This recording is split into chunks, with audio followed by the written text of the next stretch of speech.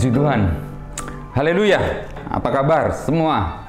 Kita ketemu lagi pada minggu ini. Ya, oleh kemurahan Tuhan, ya kita semua aman-aman saja, berjalan dengan baik dalam pemeliharaan Tuhan. Kali ini, minggu ini saya mau melanjutkan pelajaran minggu-minggu yang lalu tentang kitab Wahyu, itu atas permintaan kaum pria. Ya, kaum bapak ini minta untuk membahas kitab Wahyu. Ya, bingung-bingung dikit tapi ya nggak apa-apa ya. Memang kitab Wahyu ini tidak semua orang bisa memahami karena memang kalimat dari kalimat aslinya aja sudah patah-patah. Banyak sekali penafsiran di situ, banyak buku yang menafsirkan bahwa ini kira-kira Rasul ini kan baru belajar bahasa penduduk setempat waktu itu, belum menguasai semua, dan dikte atau pewahyuan itu diberikan dan harus cepat-cepat ditulis dengan kemampuan berbahasa yang seperti itu yang belum lancar. Akhirnya ya esensinya saja yang bisa ditulis ya. Oleh sebab itu berbeda dengan cara penulisan di kitab Injil Yohanes ya. Di kitab Injil Yohanes itu semuanya runtut bagus begitu, tapi kalau di kitab Wahyu ini, surat Wahyu ini memang seperti itu. Oleh sebab itu sangat sulit untuk dipahami. Ya, kita tidak usah pusing ya, karena ini surat memang diwahyukan, diberikan untuk sidang jemaat. Jadi anggap saja yang bisa kita mengerti, biarlah kita mengerti. Yang belum bisa kita mengerti, nanti akan terbuka dan kita bisa mengerti pada waktunya. Amin. Ya, jadi seperti itu. Ya, minggu-minggu lalu saya bahas tentang kemurtatan ya, karena waktu minggu-minggu yang lalu kan pendek sekali gitu ya, karena teknologi, karena pendek sekali jadi terburu-buru tidak bisa lengkap untuk menjelaskannya. Mudah-mudahan di hari Minggu ini lebih ada perbaikan.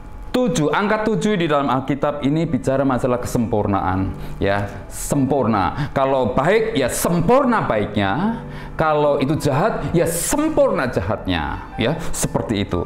Jadi mari kita pahami. Demikian juga murtad itu ya, murtad itu sebenarnya bukan ketika seseorang meninggalkan gereja, bukan. Murtad itu mulai dari dalam hati. Dari dalam hati itu seseorang sudah mulai undur dari Tuhan, itu sudah murtad. Tinggal tunggu peresmiannya aja, dia keluar dari keanggotaannya dari gereja. Ya. Demikian juga orang bercerai. Orang bercerai itu sebenarnya ketika tidak sependapat, itu sudah tidak satu visi, itu sudah bercerai di hatinya. Tinggal tunggu ketok palu hakim saja. Ya, demikian juga dalam kekristenan. Ya, jadi mari kita belajar kitab ini dengan sebaik-baiknya ya. Oke. Jadi supaya kita bisa tahu kelemahan sidang jemaat yang akan datang, karena kita tahu hukumannya yang akan datang kan luar biasa dahsyat begitu. Oleh sebab itu, karena kita sudah tahu bahwa masa depan kita itu akan mengalami peristiwa-peristiwa yang hebat, oleh sebab itu mulai dari sekarang kita wajib mempersiapkan diri ya, takut akan masa depan. Oleh sebab itu mempersiapkan diri seperti seorang murid. Seorang murid itu tahu akan ada ujian, dia catat yang lengkap, dia belajar dicicil supaya siap menghadapi masa sulit, yaitu ujian kalau pelajar. Kalau kita ya masa sengsara besar itu. Oleh sebab itu kita tahu bahwa 7 jemaat ini sebenarnya di Asia Kecil bukan hanya 7 itu, bukan 7 gereja itu saja, tapi ini mewakili 7 karakter gereja. Ya, ada gereja yang sudah meninggalkan kasih semula, ada gereja yang suam-suam kuku, ya kayak begitu. Ada yang sudah mengikuti Nikolaus, ada yang mengikuti Bileam, kayak seperti itu. Ya, sekarang kita sampai kepada Wahyu pasal 2 ayat 18 sampai 29 kepada jemaat Tiatira. Di situ saya bagi dalam beberapa bagian ya untuk meneliti satu perikop begitu. Saya akan baca. Dan tuliskanlah kepada malaikat jemaat di Tiatira, inilah firman Allah yang matanya bagaikan nyala api dan kakinya bagaikan tembaga. Dia mengatakan begini, aku tahu segala pekerjaanmu, baik kasihmu maupun imanmu, baik pelayananmu maupun ketekunanmu. Aku tahu bahwa pekerjaanmu yang terakhir lebih banyak daripada yang pertama. Ya, jadi anak Allah ini bicara masalah otoritas, identitas siapa yang berinisiatif untuk mengkomunikasikan kehendaknya, yaitu anak Allah sendiri. Ya, kalau sudah stempelnya anak Allah, ya berarti punya otoritas, karena Allah itu adalah pemilik segala, asal dari segala sesuatu, pengendali segala sesuatu, dan penguasa yang menentukan nasib masa depan alam semesta termasuk kita. Jadi ini mengandung suatu wibawa karisma ya, yang besar, yang agung, yang memukau begitu ya. Ini anak Allah. Ya, di sana dikatakan matanya bagaikan nyala api. Ya. Mata, kalau mata saya hitam, redup ya. Tapi di situ dikatakan anak Allah itu bagaikan nyala api. Wah, ya, sangat berwibawa, sangat menakutkan, sangat disegani seperti itu. Kalau bicara mata, ini bicara masalah bahwa Yesus atau Allah itu maha mengetahui. Segala sesuatu itu transparan, segala sesuatu transparan di hadapan Tuhan. Ya, tidak ada yang tersembunyi.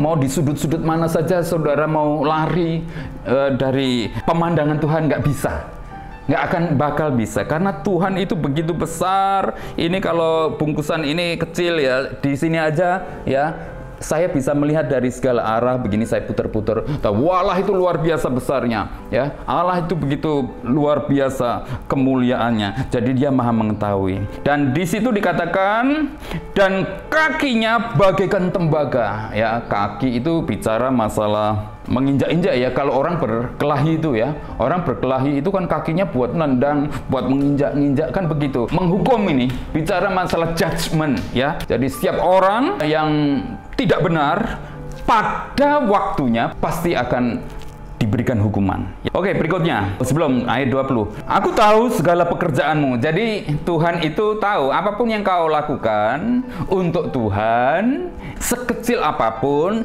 dimanapun, Tuhan mengetahui ya. Tidak ada yang tersembunyi. Jadi kalau kau melayani Tuhan, pasti ada upahnya. Engkau melakukan perbuatan baik, pasti Tuhan hargai itu. Oleh sebab itu, jangan takut kalau orang lain tidak menghargai saudara.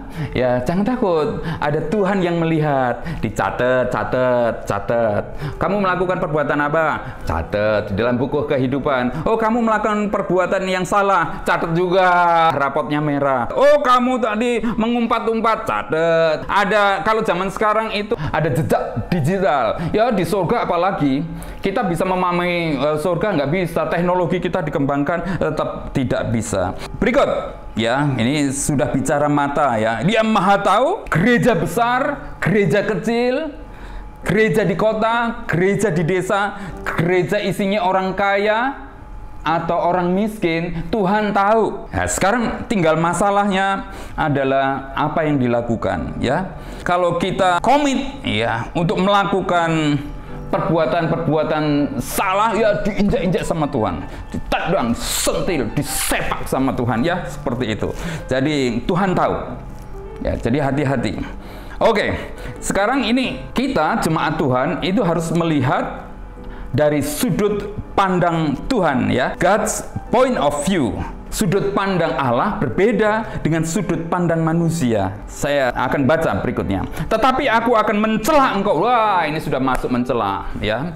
Tadi bicara masalah Allah, mata Allah, kaki Allah ya. Jadi Allah tahu apa yang kita lakukan, tapi kemudian juga Allah tahu apa yang harus dilakukan ya. Jadi mempelajari kitab Wahyu ini kita harus tahu apa yang dipuji Tuhan, terus bagaimana cara Tuhan memberikan pahala, upah kepada orang yang menyenangkan hatinya. Kayak kita menyenangkan hati bos kita, juga ada bonus gitulah, ada angpau begitu ya. Tapi kalau kita tidak menyenangkan Tuhan, itu kita juga tahu nanti bagaimana cara Tuhan menghukum dunia ini ya. Dalam skala yang lebih mikro, lebih kecil ya jemaat, dalam skala lebih kecil lagi ya gereja, dalam skala yang lebih kecil ya diri kita. Jadi hati-hati. Kita mau belajar di sini. Itu dicela Ya, dicela, kelihatannya maju. Wah, tadi kan maju. Di sana dikatakan yang bagian terakhir bahwa pekerjaanmu yang terakhir lebih banyak daripada yang pertama. Artinya ada kemajuan.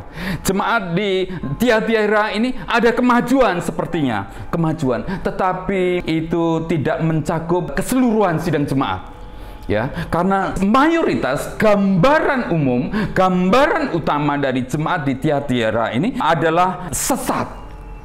Jadi seperti minggu yang lalu, Pergamum, ada bagian yang pegang kebenaran firman Tuhan, prinsip kebenaran firman Tuhan dipegang betul. Ada yang mengikuti ajaran-ajaran Bileam. Demikian juga di sini, masih ada yang memegang firman Tuhan, tetapi sebagian besar sudah memberikan peluang kepada ketidakbenaran. Ya, saudara perlu tahu, ya, Tiatira ini kota kecil. Kalau Efesus kan kota besar, Smyrna kota besar, kota indah. Ya, tapi mata Tuhan bukan hanya melihat yang di kota-kota. Ya, mata Tuhan juga melihat detail dari setiap desa. Contohnya, ya ini Tiatira ini. Ya, bukan berarti kalau di desa, di kota kecil bisa ngumpet, bisa sembunyi-sembunyi melakukan hal yang tidak baik di mata Tuhan. Nggak bisa. Oleh sebab ini muncul surat ini. Dia dicela, kasihnya, pelayanannya kelihatannya maju, tapi di sana sudah ada peran dari Isabel, ya. Di ayat 20 itu. Saya akan baca ya ayat 20. Tetapi aku mencela engkau karena engkau membiarkan wanita Isabel, dalam bahasa Inggrisnya Jezebel, ya. Wanita Isabel yang menyebut dirinya nabiah, mengajar dan menyesatkan hamba-hambaku supaya berbuat zina dan makan persembahan-persembahan berhala. Ya, saudaraku, bangsa-bangsa di luar Israel ini mau menghancurkan Israel secara militer tidak bisa. Oleh sebab itu mereka mencari upaya untuk menghancurkan Israel dari dalam. Kan Israel itu umat Allah, negara teokrasi. Ini yang dulu, negara teokrasi, umat pilihan Allah. Jadi dia dibusukkan dari dalam dengan ajaran-ajaran palsu, ajaran-ajaran sesat, supaya nanti Tuhan murka dan kemudian menghukum. Kemarin kan Raja Moab dan Midian mau melawan Israel, nggak bisa. Dia membayarin tukang tenung, ya, tukang santet kalau zaman sekarang, ya, bersaing, kalah bersaing gitu, ditumpas melalui santet begitu, ya kan, nggak mempan, ya, nggak mempan. Justru mulutnya tukang santet ini malah memuliakan nama Tuhan, malah memunculkan berkat, ya, mendoakan berkat buat Israel. Jadi nggak bisa lewat militer, nggak bisa lewat santet, nggak bisa. Lah sekarang ada strategi ketiga, yaitu membusukkan dari dalam dengan ajaran palsunya, ya. Di situ Isabel ini saudara mungkin bingung, karena ini sebenarnya manusia, orang ini hidup 9 abad sebelum Yesus Kristus. Loh, kok begitu? Ya, ini sebenarnya manusia yang hidup 9 abad sebelum Yesus Kristus.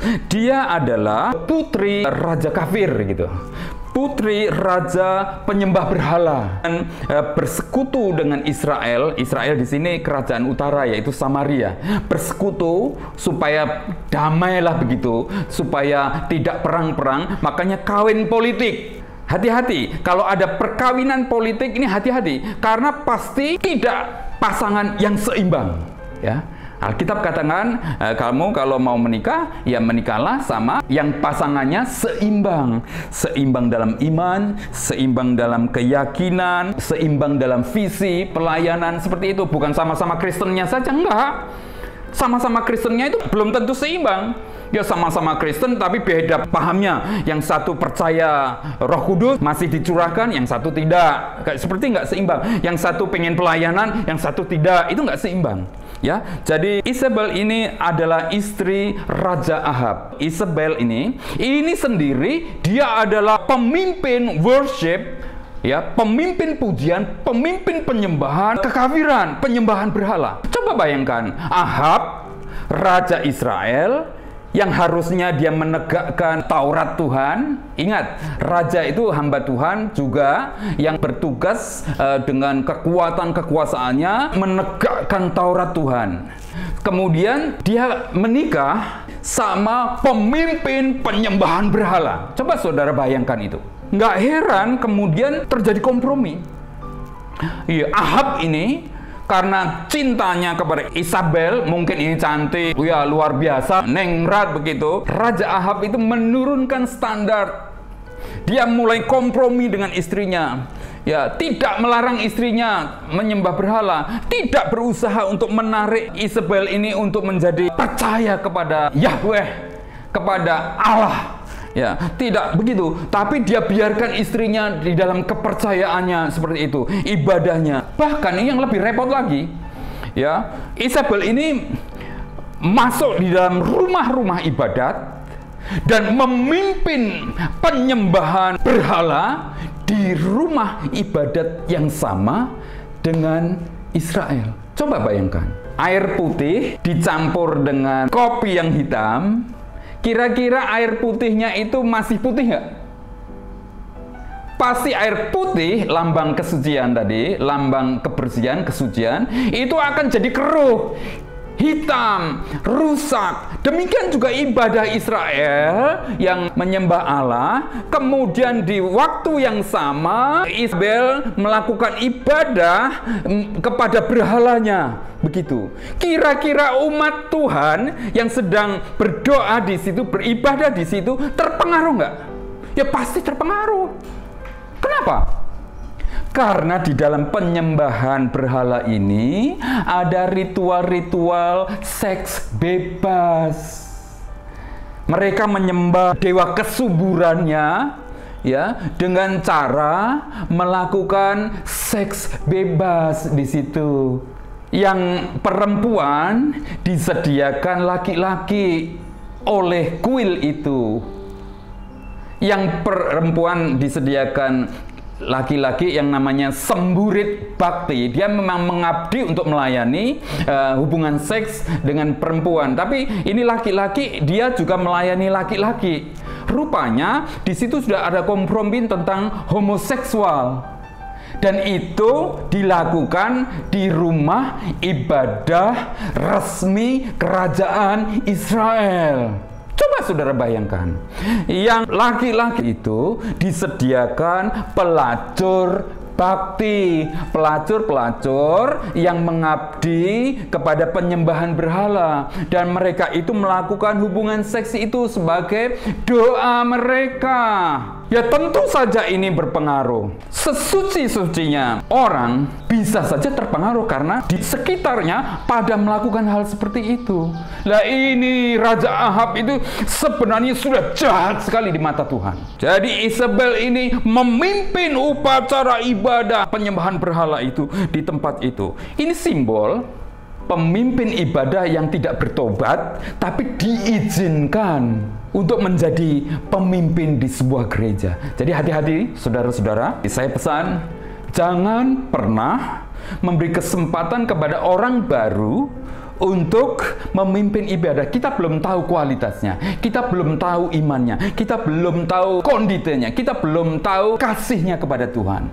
Ya, ini contoh. Isabel ini sebenarnya di dalam perjanjian baru ketika membahas jemaat-jemaat di Tiatira, ini Isabel ini bukan oknumnya wanitanya itu yang istri Raja Moab itu kemudian sampai kepada jemaat. Bukan, orangnya kan sudah meninggal, ya. Ya, ini bicara masalah kelompok guru palsu, pelaku zina. Ya, guru-guru yang tidak bertobat, pengkhotbah yang tidak bertobat. Saudara, jangan silau. Isabel ini pasti luar biasa dia dengan gigih dia paksa suaminya, dia dengan gigih dia kuasai rumah ibadat, sangat berkarisma begitu. Ya, nah, ingat. Jadi kalau saudara saat ini masih suka terpukau kepada pengkhotbah yang kelihatannya hebat, padahal kita belum tahu sehari-harinya. Hati-hati, saudara bisa terpelecok di sana. Ya, Tuhan bisa pakai hamba Tuhan itu hebat, ya benar. Tetapi tidak semua hamba Tuhan yang kelihatannya hebat itu baik di mata Tuhan. Ya, jadi perhatikan di sini. Harusnya pemimpin pujian, pemain musik, majelis gereja, pengkhotbah di gereja-gereja saat ini harus diuji dulu. ya sekian bulan, sekian tahun ikut tes, ya diperhatikan dulu, diamati dulu, ya. Nah, kalau nggak baik, ya langsung harus ada sanksi gereja, disiplin gereja. Ya, ini Tiatira ini banyak sekali yang terpengaruh oleh Isabel ini, ya terlibat dalam seks bebas. Tadi ada pelacur bakti, ada semburit bakti versus dengan para diaken yang baik. Ada kontroversi. Berikutnya, kalau orang-orang seperti ini, orang yang aktif, orang-orang pengurus gereja sudah terlibat korupsi kayak atau punya istri berapa, sudah ditegur, dikasih kesempatan, tidak mau bertobat, tidak boleh lagi dia aktif di gereja. Tidak boleh lagi dia memimpin ibadah. Tidak boleh ikut pelayanan. Nggak boleh. Harus tegas, tidak boleh. Kalau nggak bertobat, berhenti. Ibadah masih boleh nggak? Ya boleh. Tapi kalau sudah kadar tertentu, harus pecah. Keluar dari gereja. Saya lakukan itu disiplin gereja. Kalau mikir persembahannya, wah ya oke sekali. Ya, mikir perpuluhannya ya oke gitu ya. Ya tapi ya kita harus berpegang kepada prinsip kebenaran firman Tuhan untuk supaya jemaat-jemaat yang lain tidak terpengaruh. Demi menyelamatkan yang banyak, jangan membela satu karena uangnya, terus kemudian yang lain terkontaminasi kena polusi rohani. Jangan sampai gitu. Iblis harus dikalahkan. Ya, iblis bekerja. Ya tadi secara militer nggak bisa, secara santet tidak bisa gitu. Dibusukkan dari dalam, yaitu penyesatan. Gereja harus tegas. Gereja ini berkompromi dengan kesesatan, ya membiarkan kedok agama. Kedoknya agama, tapi sebenarnya free sex. Terus dibawa ke gereja. Jadi kalau diterapkan zaman sekarang, gereja, gembalanya, majelisnya, diakennya, ya aktivis gerejanya harus meneliti orang-orang jemaat yang lain, itu tugasnya. Jadi kalau ada yang melakukan dosa, para pengurus gereja itu harus melakukan fungsinya, menasehati. Amin. Jangan membiarkan penyesatan itu. Kalau membiarkan penyesatan itu tidak ditegur, itu namanya ikut menyesatkan. Saudara terlibat. Ayat 21 di situ dikatakan ada peringatan, dan aku telah memberikan dia waktu untuk bertobat, tetapi ia tidak mau bertobat dari zinanya. Jadi sudah ditegur, tetapi tidak mau. Makanya itu Tuhan punya mekanisme cara untuk menghukum. Ayat yang ke-22. Lihatlah, jadi kita disuruh Tuhan menjadi saksi mata. Lihatlah, aku akan melempar dia ke atas ranjang orang sakit. Jadi mekanisme Tuhan kalau sudah ditegur orang yang berdosa terus nggak mau dinasehati, firman Tuhan dari minggu-minggu khotbah diberikan tapi nggak mau bertobat, ya Tuhan izinkan sakit penyakit menghajar orang itu, ya Tuhan akan melemparkan dia ke atas ranjang orang sakit, dan mereka yang berbuat zina dengan dia akan kulemparkan dalam kesukaran besar. Ingat, ada kisah perempuan yang kedapatan sedang berzina, yang dihukum perempuannya saja, yang laki-lakinya bebas. Padahal menurut Tuhan, siapapun yang berbuat zina dihajar Tuhan juga jika mereka tidak bertobat atas perbuatan perempuan itu. Dan ayat 23, dan anak-anaknya akan kumatikan, dan semua jemaat akan mengetahui. Jadi akan menjadi saksi mata supaya takut, supaya mereka menyaksikan bahwa Tuhan itu kalau berfirman ya dilaksanakan. Akulah yang menguji batin dan hati orang. Mata Tuhan menguji, bisa transparan semua. Badannya dilihat, pikirannya dilihat, hati nuraninya juga dilihat. Ada raganya, ada jiwanya, ada rohnya yang dilihat Tuhan. Perhatikan, aku menguji batin, dan bahwa aku akan membalaskan kepada kamu setiap orang menurut perbuatannya. Jadi setiap kita akan diadili Tuhan. Yang baik diadili, oh kamu masuk Firdaus. Yang tidak baik, oh kamu masuk neraka jahanam. Lanjut, Tuhan akan balas. Ayat yang ke-24. Tetapi kepada kamu setiap orang-orang lain, itu orang-orang yang tidak ikut dalam penyembahan berhala, itu yang tidak mengikuti ajarannya, tidak ikut belajar penyembahan berhala, ya yang tidak mengikuti ajaran dan yang tidak menyelidiki. Jadi kayak orang Kristen aja, petobat baru, kemudian ikut pelajaran Alkitab kelas dasar, kemudian ikut Bible study, kemudian ikut dalam seminar-seminar kayak begitu, kemudian ikut pelayanan di penyembahan penyembahan berhala juga sama. Jadi ada level-level begitu. Makanya di situ dikatakan yang tidak mengikuti ajaran itu tidak menjadi umatnya, tidak terpengaruh, dan yang tidak menyelidiki apa yang mereka sebut seluk-beluk iblis. Kalau kita akan menyelidiki seluk-beluk firman Tuhan, kan gitu ya. Tapi mereka menyelidiki seluk-beluk iblis. Kepada kamu yang tidak ikut-ikutan tadi, aku tidak mau menanggungkan beban lain kepadamu, ya. Artinya dibebaskan, lolos dari hukuman, ya.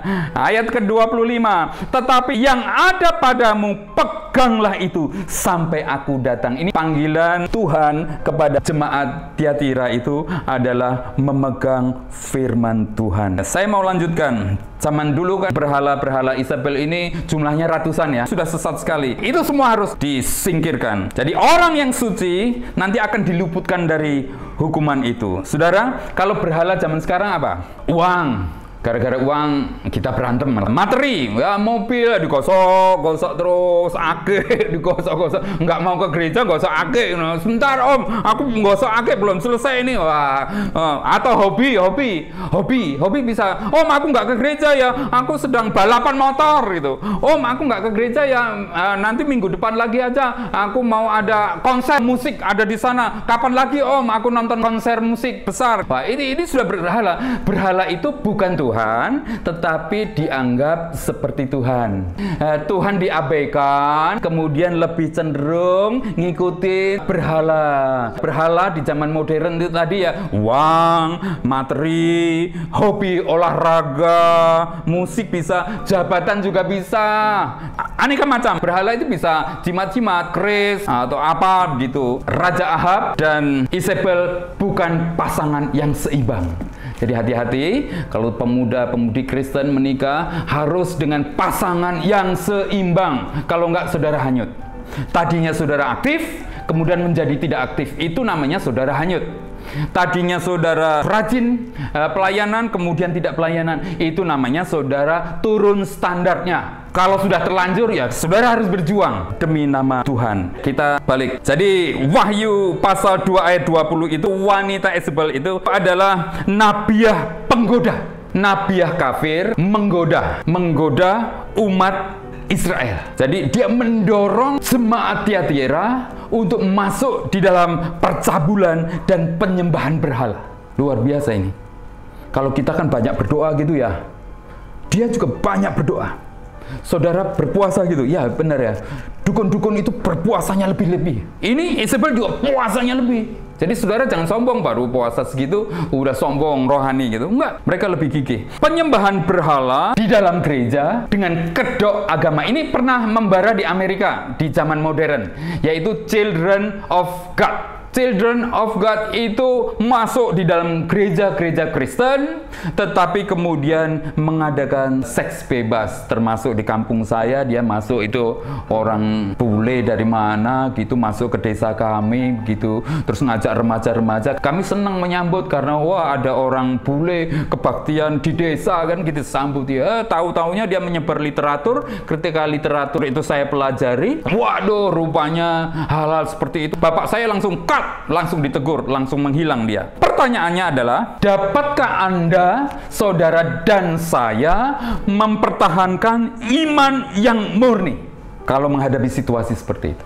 Kita lanjutkan. Sebenarnya di Wahyu pasal 2 ini disebut wanita Isabel. Ini sebenarnya sindiran kepada sekelompok orang yang perilakunya seperti Isabel. Ini memang wanita yang semau gue. Gimana tidak? Suaminya kan raja. Dia bikin stempel sendiri. Dia ngatur negara. Dia pakai stempelnya sendiri. Gila nggak? Luar biasa dia. Kacau banget ini. Keimaman Ahab dia acak-acak oleh istri yang tidak bertobat. Kalau menghadapi situasi seperti ini, di dalam masa modern, di dalam perusahaan saudara, di dalam gereja kita, di dalam keluarga kita, masih adakah iman yang murni yang bisa dipertahankan? Itu pertanyaan yang saudara harus jawab sendiri. Jadi pernikahan politik nggak boleh ya. Pernikahan politik karena bisnis, karena keamanan negara, tidak boleh. Pasangan yang tidak seimbang. Katakan no toleransi. Kalau sudah bicara masalah kebenaran Alkitab, tidak ada kompromi. Zaman sekarang kan begini.